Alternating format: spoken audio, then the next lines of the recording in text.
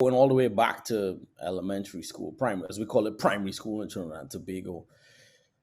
I had a teacher named Miss Vec, Lorraine Vec, and she early on she would speak to us in Spanish and she would speak to us in English. And she, just by doing that, she reminded us that so many of us had Venezuelan roots, being from Trinidad. So, but it also taught us early on the importance of being able to speak multiple languages, and to respect those languages and different dialects, etc. So that was probably one of my first lessons in school, which was kind of a reinforcement of what I was getting at home about being raised as a citizen of the world. And I always go all the way back to then because of how it shaped my life as a musician. The next thing about elementary school or primary school that was very important for me, my music teacher, Mr. White, um, who I met when I was 4 years old. He was the choir teacher and the only music teacher. Him and Miss Jagbear were the music teachers in the school. Miss Jagbear was the conductor of the choir, and he was the pianist. And the lessons learned then were about repetition and about paying attention to detail.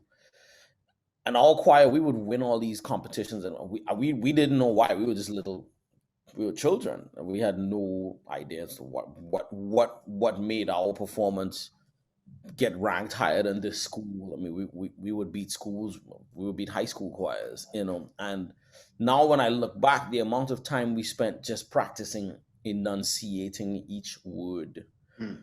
so that every single lyric was really clearly spoken and heard. You know, we before we even learned notes, we just did words and rhythm, words, rhythm, over and over, over and over, and then melody.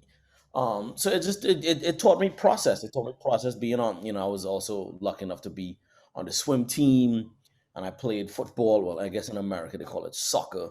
I grew up playing football as a goalkeeper. I learned how to like watch plays develop and understand where a play can start, and understand that a play there's nowhere too far back that a play can start.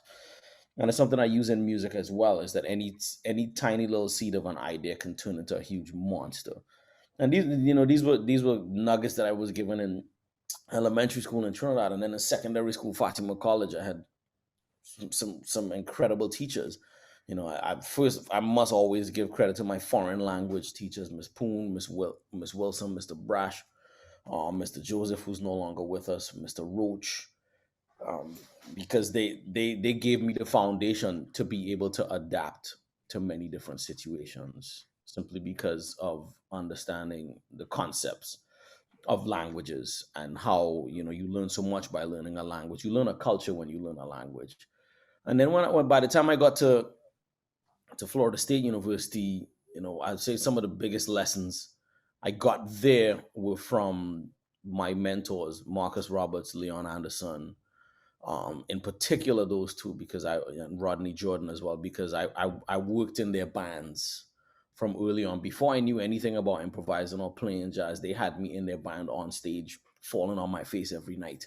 And and Marcus always told me, he said, "Look, you have to be you. You have to make sure that you represent musically your culture, because your culture is not necessarily well known in these spaces. So make sure you represent your culture." And it's something that I've always done. Luckily, I had a foundation playing in steel bands in Trinidad, and so that was a natural fit, and it's something that has helped my career in many different ways, because it's given me access to people who are directly linked, not just to the Caribbean, but to the West Africa and that region, and East Africa. So I'd say that Mark has given me those nuggets. Leon, simple things like make sure you sing the melody while the drummer is soloing. Simple things like that. And then at Juilliard, Mark Gould was really instrumental, pun intended. He was really instrumental in me developing a significant trumpet, cracking some codes on the trumpet to understand really how the instrument works.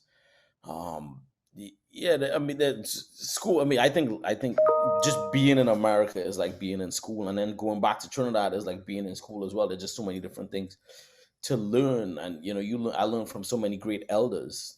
There's a pi in Trinidad, which is like the medicine man, I guess you would call it, of the indigenous people in Trinidad. His name is Cristo Adonis, and I interviewed him years ago for my Sano Sweet project. And he told me, he said, you have to remember this: there's a generation of my ancestors who were beaten to learn Spanish, and then they were beaten to learn English. And it's something that I think about very frequently, because it's a reminder that change happens whether you want it to or not. And you have to adapt no matter what. And what you see as a magnanimous challenge, somebody's already gone through it. Somebody in your ancestry has already gone through it, and they've probably gone through more.